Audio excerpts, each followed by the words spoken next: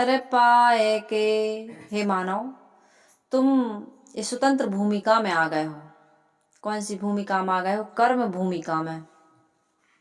यहाँ तुम बहुत सुंदर कर्म करके धर्म पुण्य परमार्थ की कमाई इकट्ठी कर सकते हो। इसलिए साहब ने एक जगह और कहा, यहाँ ई सम्मल कर ले। आगे क्या है? विषयी बाट, विषयों का रास्ता है। वो भोग भूमिका है, वहाँ भोजन प्रजनन इतने के अलावा भजन नहीं हो सकता है। यहाँ भजन कर सकते हो, आत्म कल्याण का काम कर सकते हो, परमार्थ का भलाई का काम कर सकते हो, समाज की सेवा कर सकते, अच्छे कार्य कर सकते हो। तो यहाँ सदगुरु कबीर साहिब जी कह रहे हैं, मानव जीवन आपको, हमको, सबको कल्याण के लिए मिला है। दुखों की निवृत्ति तो आत्म कल्याण से ही होगी। भजन भक्ति सत्संग के द्वारा, सेवा स्वाध्याय साधना के द्वारा मुक्ति का यही साधन है।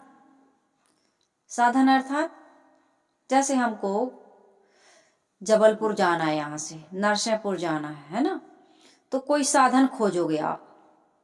खोजोगे कि नहीं खोजोगे? खोजना पड़ेगा, बिना साधन के कैसे जाओगे? अरे कुछ नहीं, पैदल जाओगे तो पैर हमारे क्या होगा? साधन।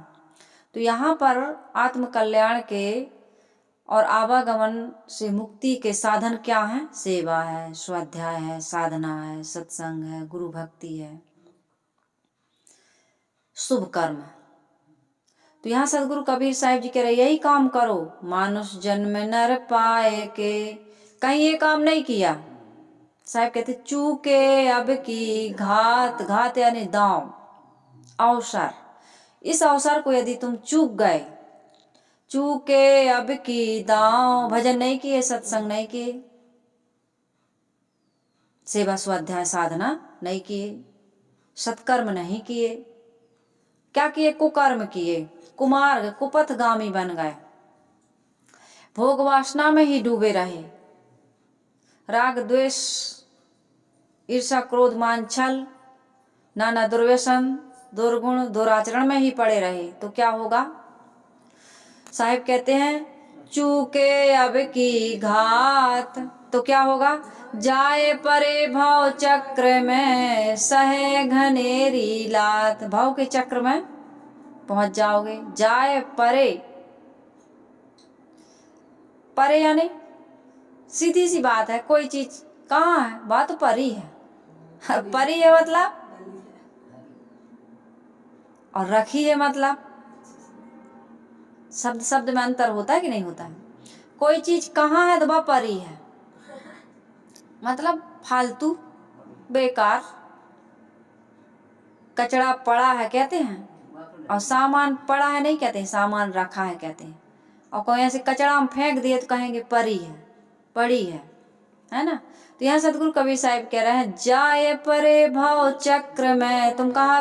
भाव के चक्र में, 84 के चक्कर में, नाना योनि और खानी में जाओगे, कृमि कीट पशु पक्षी आदि बन जाओगे।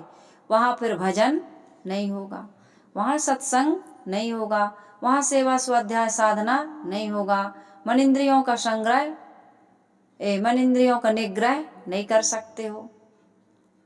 कर पाओगे? कुत्ते कार्तिक में पागल हो जाते हैं, कामांध हो जाते हैं, रोक पाएंगे उनको? वो अपने आप को रोक पाएंगे? कर पाएंगे भजन सत्संग? कहीं देखे हो आपने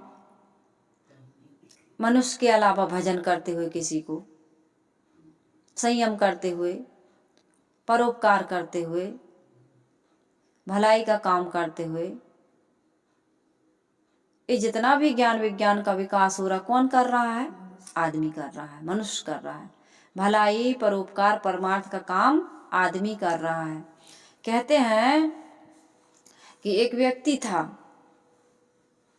वो बड़ा सत्संगी था, और उसका जो दोस्त था वो चंचल स्वभाव का था, रागी था, भोगी था। त्याग, सत्संग, गुरु भक्ति, साधना उसे पसंद नहीं थी। लेकिन दोनों बड़ी मित्रता थी, दोनों अच्छे मित्र थे, बचपन के मित्र थे। होता है, सबके विचार एक जैसे नहीं होते हैं, लेकिन मित्रता हो जाती है। बहुत बोलने वाला है और सामने वाला एकदम चुप है, शांत स्वभाव का है, और दोनों की बड़ी अच्छी मित्रता होती है। ऐसा नहीं होता कि दोनों बोलने वाले एक विचार के हैं तो मित्रता है। भिन्न भिन्न विचारों के लोगों में भी मित्रता देखी जाती है। तो बड़े अच्छे मित्र थे, बचपन के दोस्त थे।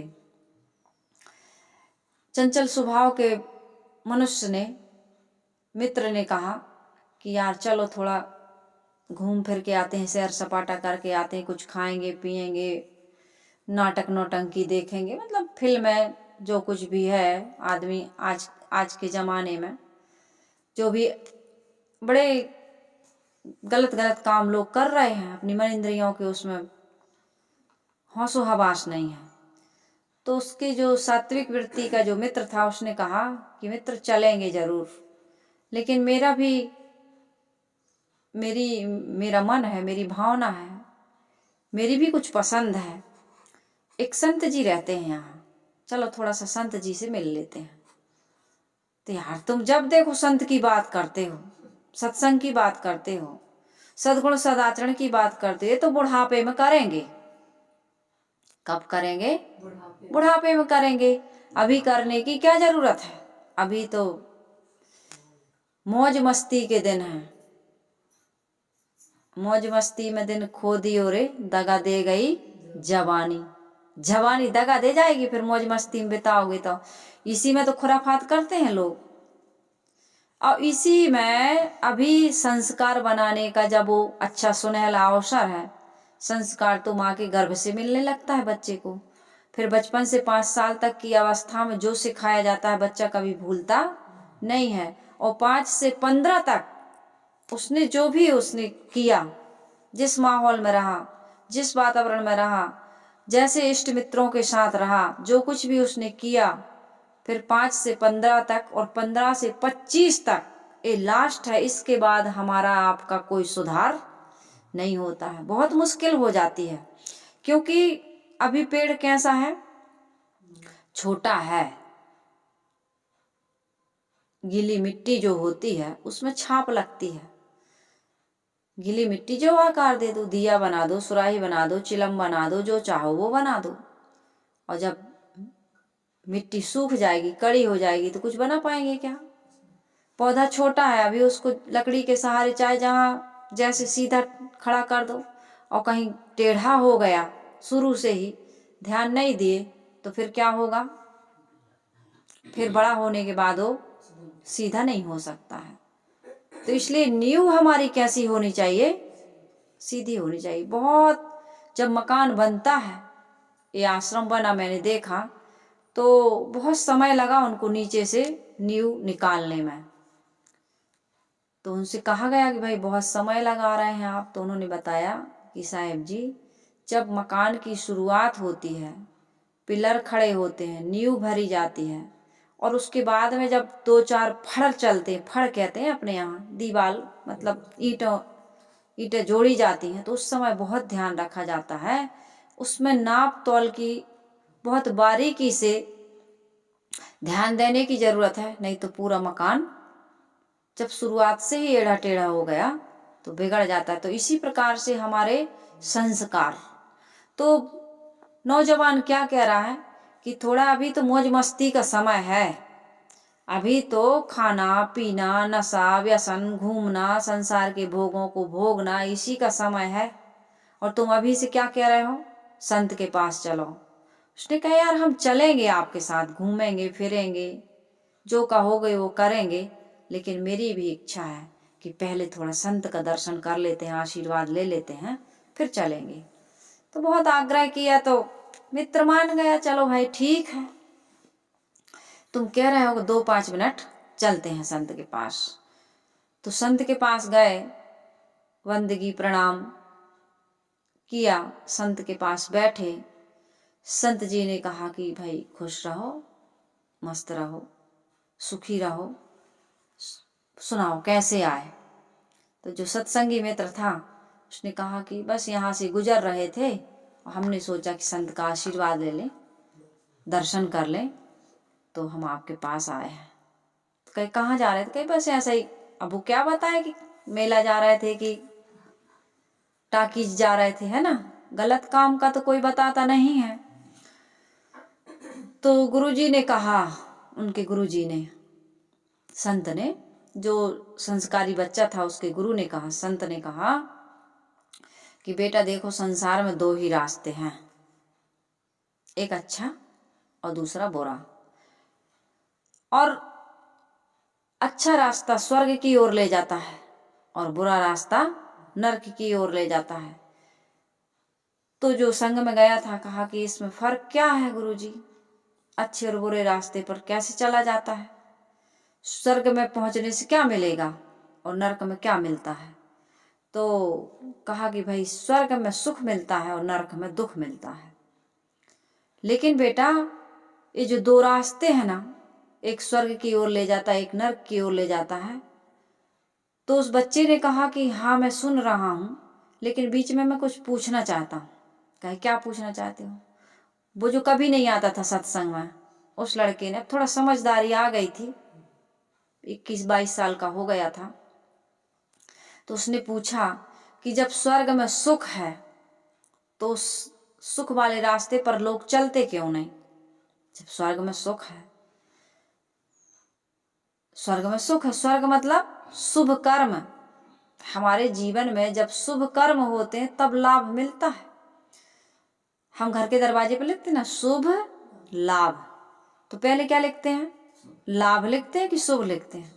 पहले लाभ नहीं लिखते हम, पहले क्या लिखते हैं? शुभ। इसका अर्थ क्या होता है? पहले शुभ कर्म करो तब जीवन में लाभ होगा। तो बेटा शुभ कर्म करने में, सुपथ चलने में, स्वर्ग के रास्ते में चलने में बड़ी कठिनाई है, बड़ी कठिनाई है। वो रास्ता बड़ा कठिन लगता है लोगों को।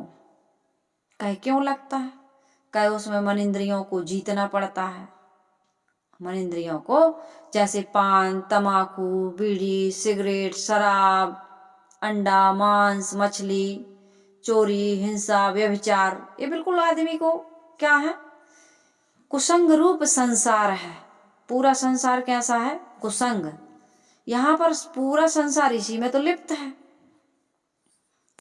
कुपथ, कुसंग, कुसंस्कारी लोग हमारे साथ में ऐसे लगे हुए हैं। विशाल साहिब जी कहते हैं,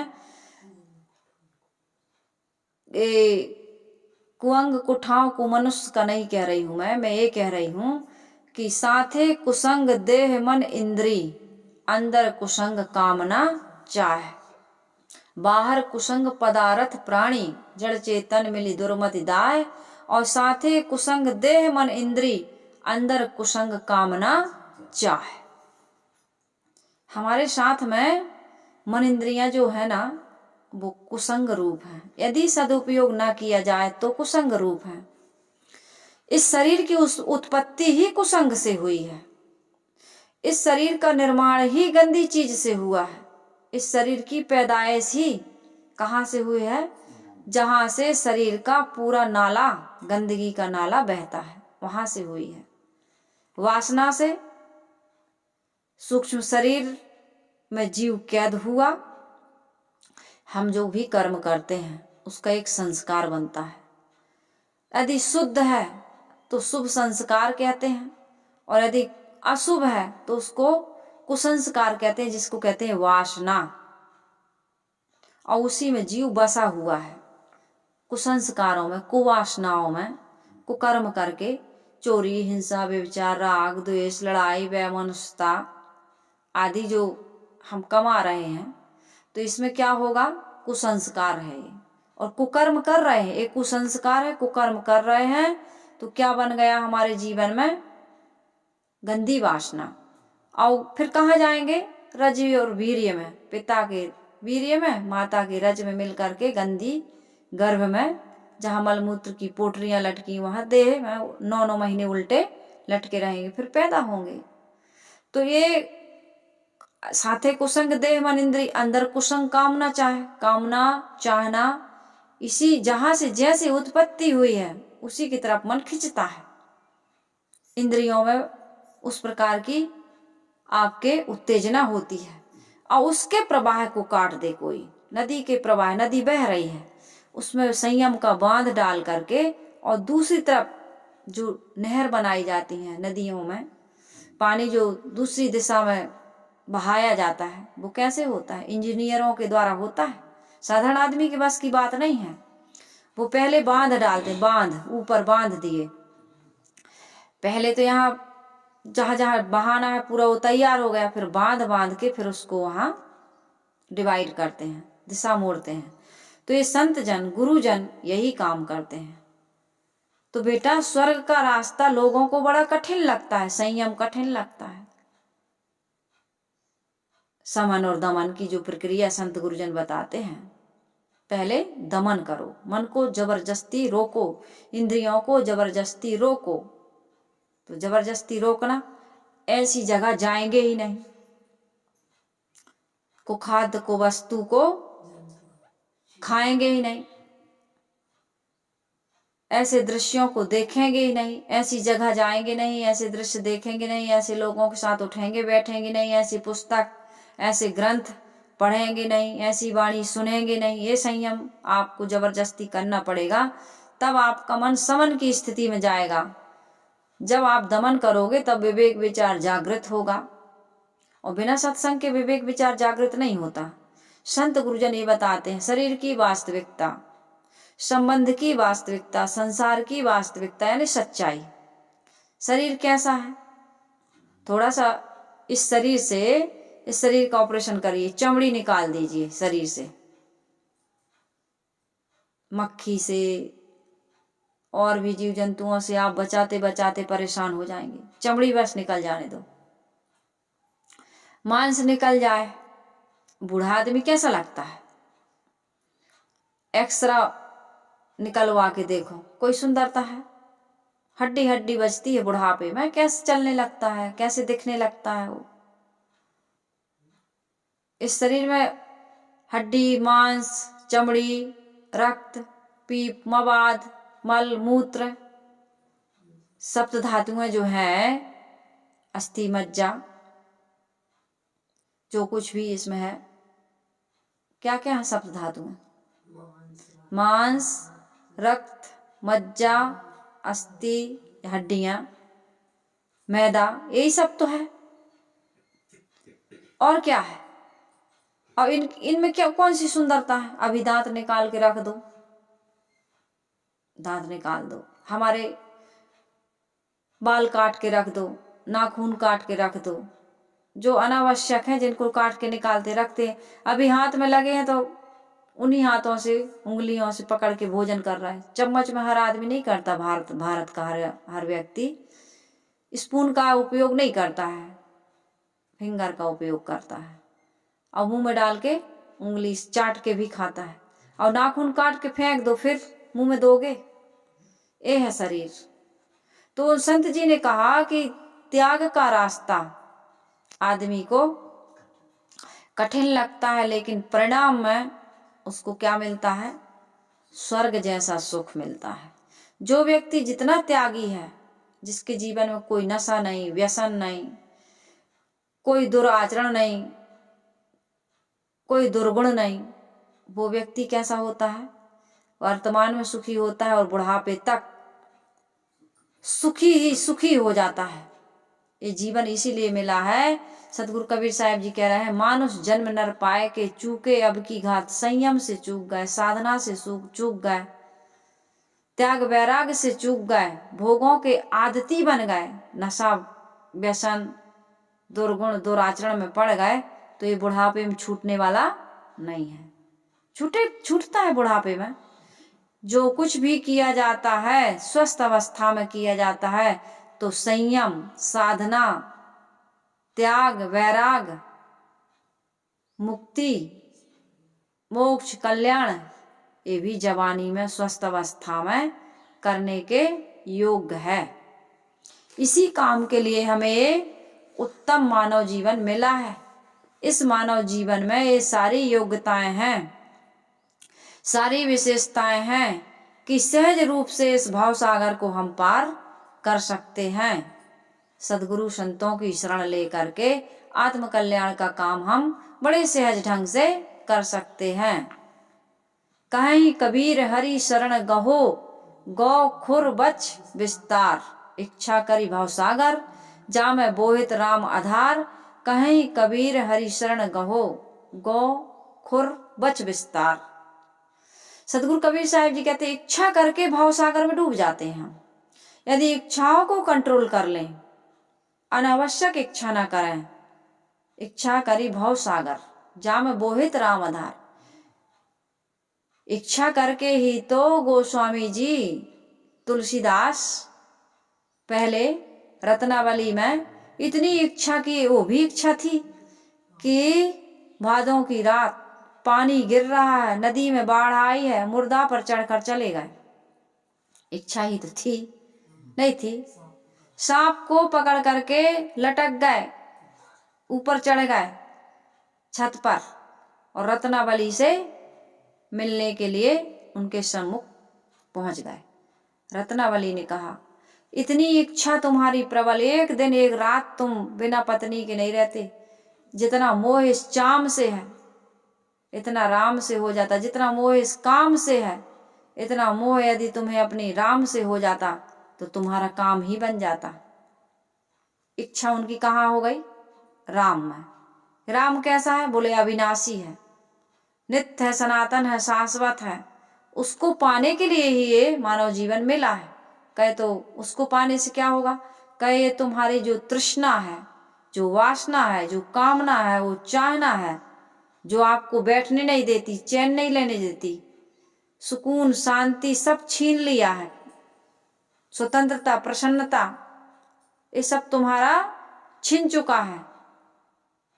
उस इच्छा का समन कर देते हैं। उनके मिलने पर कोई इच्छा शेष रह नहीं जाती है। तो कहा ये सबसे बढ़िया रास्ता है, अब राम का ही भजन करेंगे। और राम के भजन में वो लग गए। तो ये मानव जीवन जो है ये क्या है? इच्छा करी भव सागर। इच्छा करके भव सागर, एक इच्छा है भव सागर में डूबने की। और यदि कोई बोहित राम आधार मिल जाए, कोई गुरु मिल जाए, संत मिल जाए, जो बता दे कि इच्छा जहां से उठती है, मेन स्विच जहां पर है, अंदर से इच्छा उठती है, वो अंदर वाला यदि हमें प्राप्त हो जाए, अंदर वाले का ज्ञान हो जाए और पता चल जाए कि ये हमारी जो इच्छाएं हैं वो आवश्यक नहीं अनावश्यक भी हैं। अनावश्यक भी है। पेड़ होता है तो उसमें कांटे भी होते हैं, फूल भी होते हैं, नहीं होते हैं। कोई भी चीज में सार भी होता है और असार भी होता है।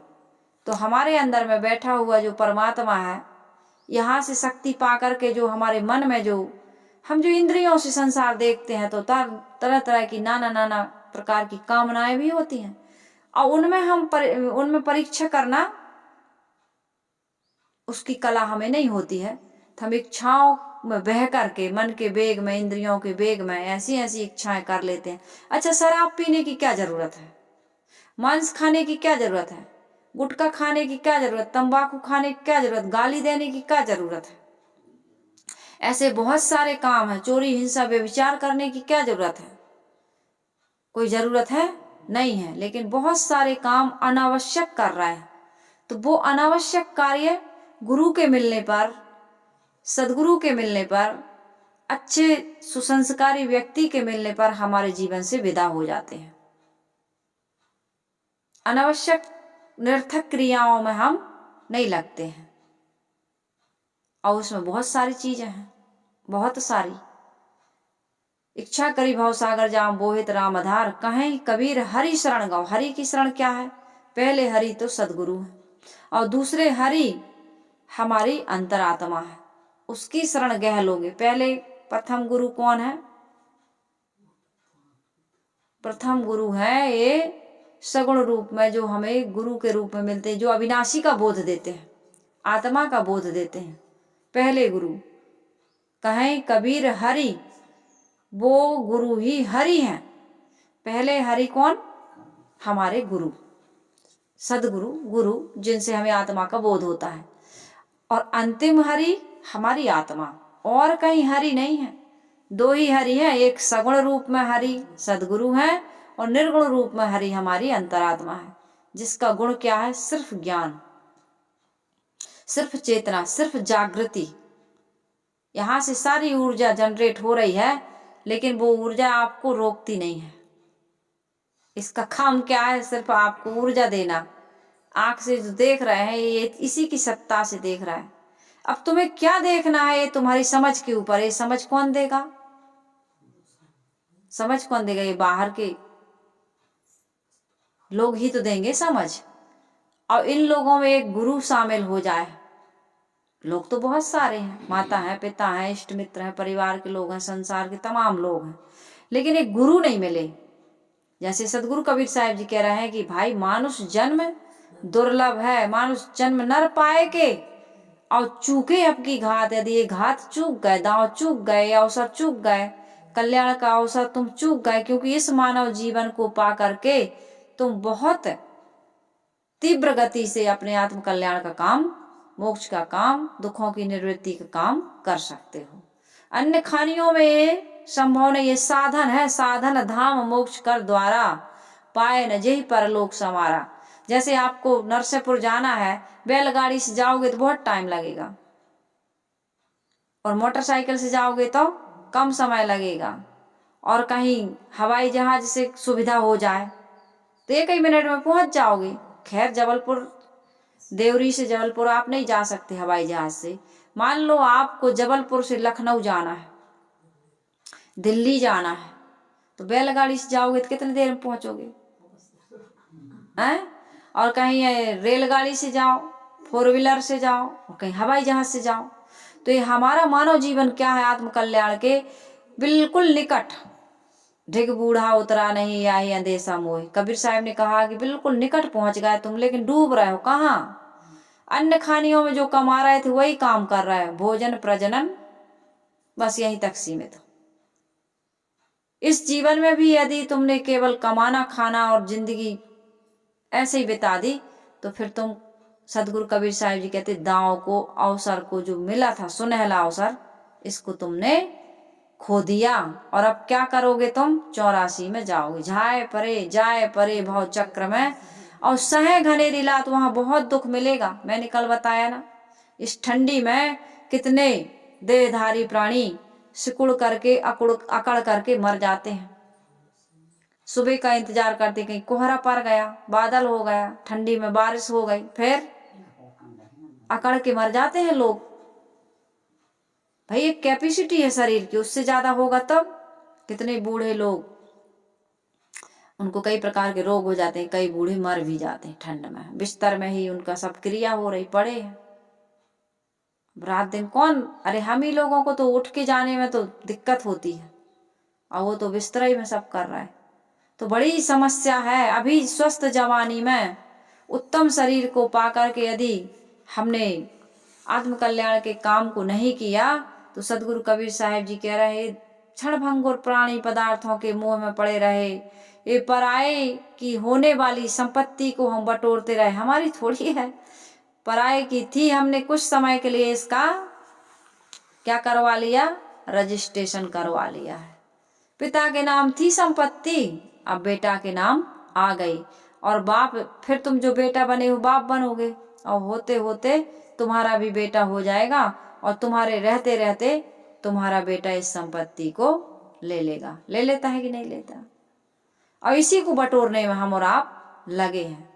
आश्रम हो, घर हो, परिवार हो, क्या है, लेकिन जीवन के लिए ये सारी चीजें लगती हैं और होना भी चाहिए। लेकिन इसमें ये ममता, ये मोह, ये आसक्ति नहीं होनी चाहिए कि मेरा है, मेरा है, मेरा है, मेरा है, मेरा है, ऐसा मूल जन्म भर करता है, लेकिन एक दिन मिट्टी के नीचे और पड़ा पड़ा है सड़ता। तो हमारे गुरुदेव जी की एक बहुत सुंदर कविता है।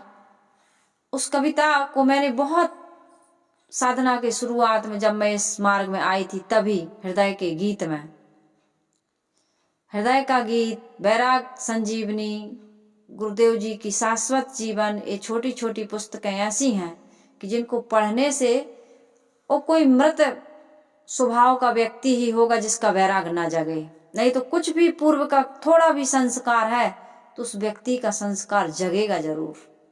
थोड़ा भी उसके शुभ कर्म है, पुण्य कर्म है, धर्म और अध्यात्म में थोड़ा भी उसकी रुचि रही होगी पूर्व जन्म में, तो वो संस्कार आज भी उसके अंदर यदि है तो उसका वैराग्य जगेगा जरूर। गुरुदेव जी का है कि हमारे जीवन में जो दुख मिल रहा है, जो भव चक्र में हम पड़े हुए हैं, आवागमन से मुक्ति नहीं मिल रही है, इससे मुक्ति का उपाय गुरुदेव जी इस कविता में कह रहे हैं कि यौवन की मधुमाधकता किस लय कर अधर सलोने। जो हम मिला है, मिलता है हमको, या जो पाने की इच्छा करते हैं, उसके बारे में साहब बता रहे हैं कि आदमी कैसे इन चीजों में उलझता है और इनकी कैसे वो महत्व और कीमत अपने जीवन में बढ़ा करके अपने स्वयं की जीवन की कीमत को घटा देता है, अपने जीवन में इनकी कीमत को बढ़ाता है और अपने जीवन की कीमत को घटा देता है। यौवन की मधुमादकता किस लय कर अधर सलोने, मुख नयन कमल से कोमल अमृत मयंक छवि सोने, रसमय मित्रों का मंडल। इसी में तो भूले हैं हम, रसमय मित्रों का मंडल उद्यान पुष्प से, रसमय मित्रों का मंडल उद्यान पुष्प संकुल से, ज्योत्सना शरद चंद्र सी मणिमय प्रसाद समुंजल, विधुवदनी मृग नयनी हो मन हर सुत सुता सुशीले, भव सुख मकरंद मधुपतम तुम पन करके छैल छबीले।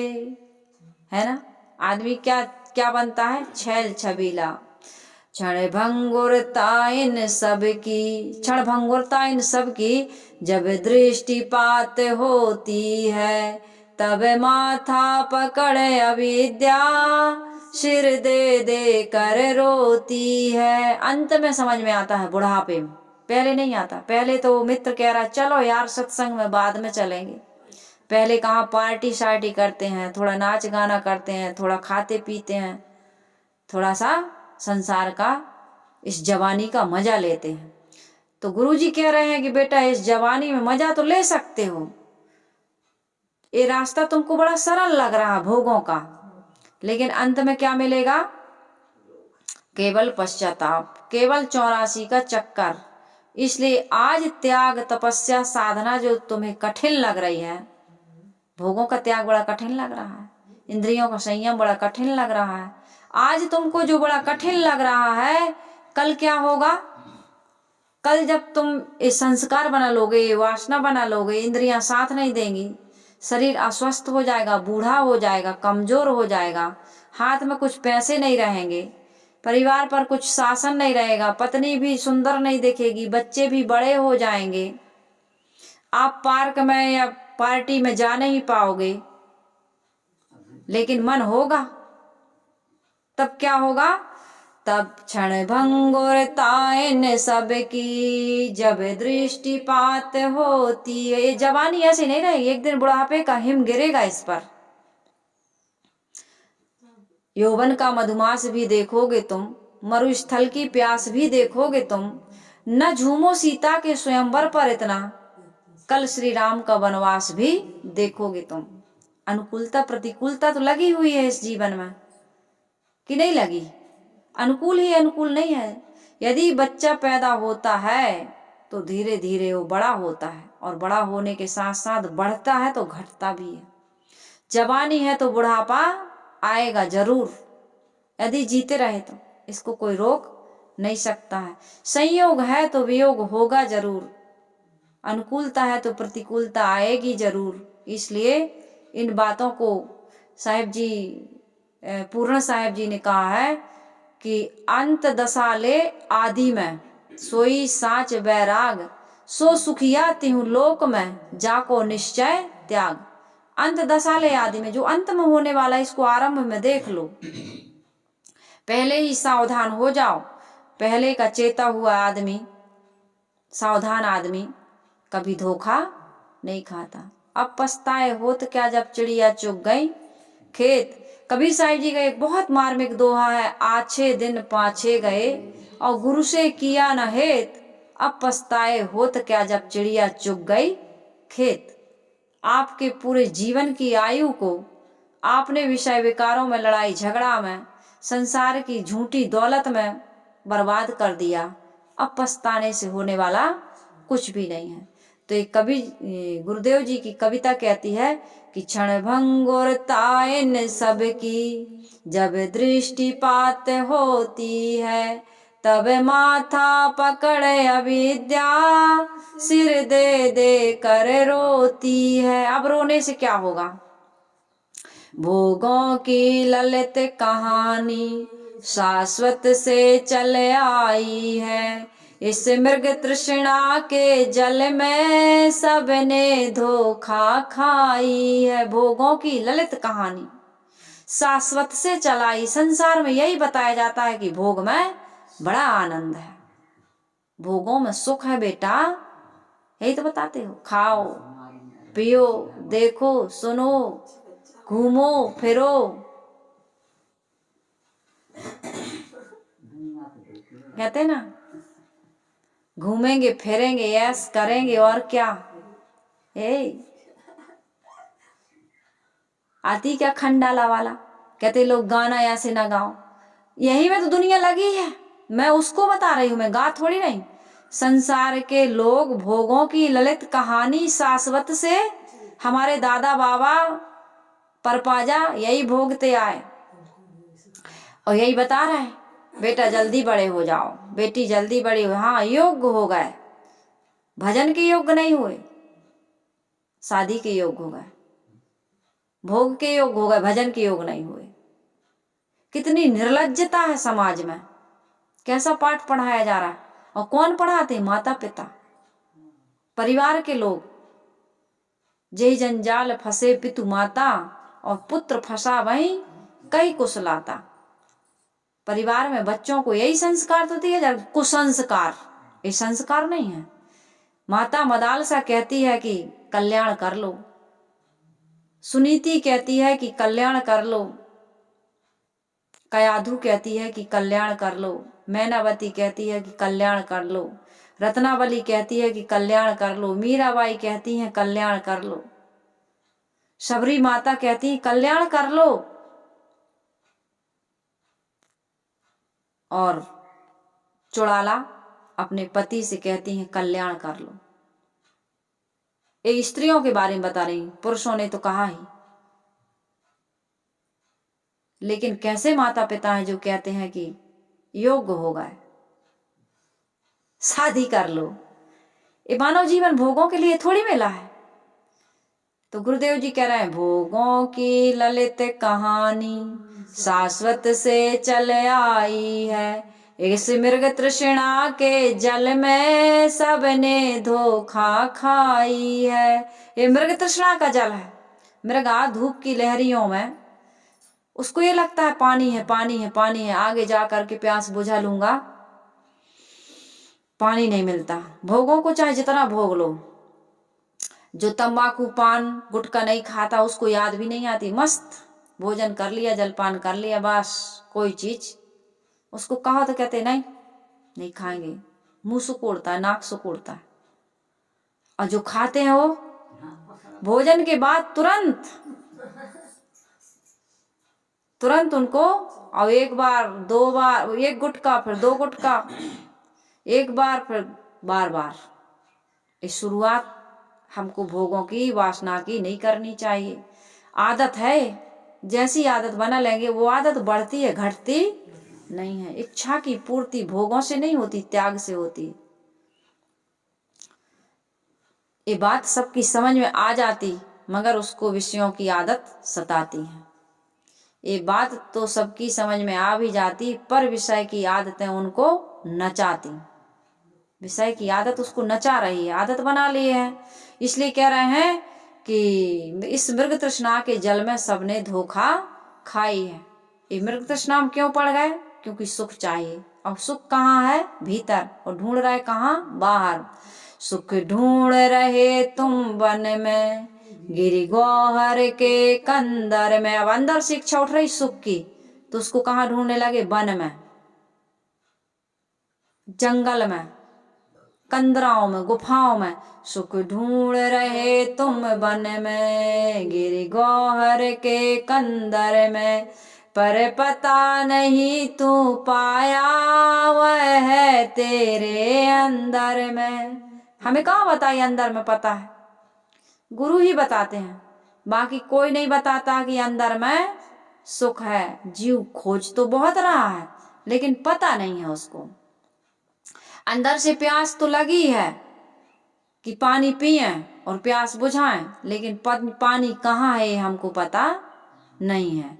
इसलिए सुख ढूंढ रहे तुम वन में, गिरी गौहर के कंदर में, पर पता नहीं तू पाया वह है तेरे अंदर में।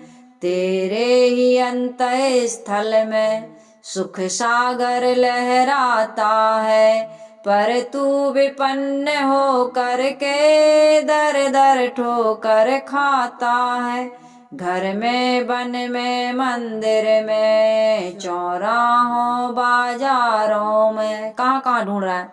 सेठों के गोदामों में, नृप के कोषागारों में, पूरब में व पश्चिम में, नभ के तारों तारों में।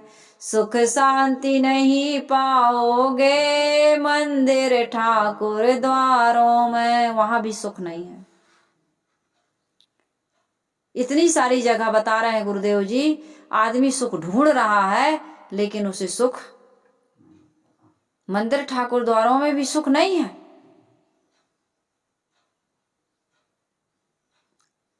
आपको पूरब में व पश्चिम में, नभ के तारों तारों में सुख शांति नहीं पाओगे मंदिर ठाकुर द्वारों में। कहाँ मिलेगा सुख? इस संसार के महापुरुष कह रहे हैं, ये केवल हमारे गुरुदेव जी ही नहीं कह रहे हैं, वे कह रहे हैं जब मन विषयों से मुड़कर। अब कहाँ आना है हमको? जब मन विषयों से मुड़कर। जब तक मन विषयों से नहीं मुड़ रहा, तब तक हम वहां नहीं आ सकते जहां हमारे गुरुदेव जी बता रहे हैं। कहाँ बता रहे हैं? जब मन विषयों से मुड़कर अपने में आ जाएगा। अपने में नहीं आ रहे हम, अपने आप के बारे में हमें बोध नहीं है, आत्म स्थिति हमारी हो ही नहीं पा रही है।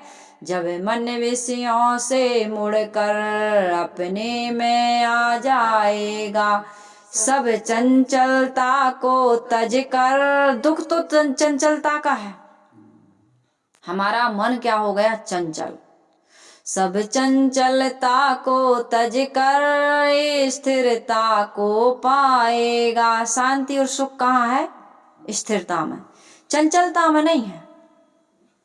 तब सुख का स्रोत खुलेगा, तब सुख का स्रोत खुलेगा जो है अनंत अपने में। अनंत जिसका कभी अंत होता नहीं है, जो है अनंत अपने में। और जिसको पाकर फिर मन को नहीं होगा दुख सपने में।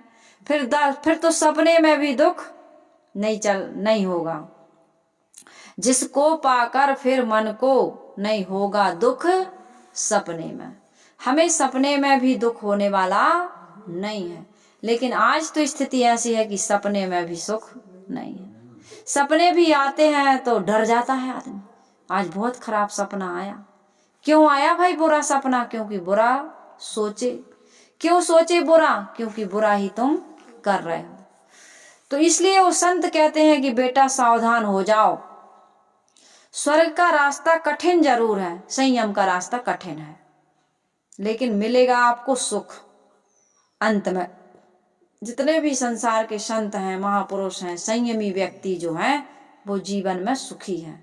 इसलिए सदगुरु कबीर साहिब जी कहते हैं, मानुष जन्म नर पाए के चूके अब की घात, जाय परे भव चक्र में सहे घनेरी लात। यदि घनेरी लातों को सहने से बचना है, दुख से बचना है, चंचलता का त्याग करो, मलिनता का त्याग करो, काम वासना का त्याग करो, परवशता का त्याग करो, सुबस हो जाओ।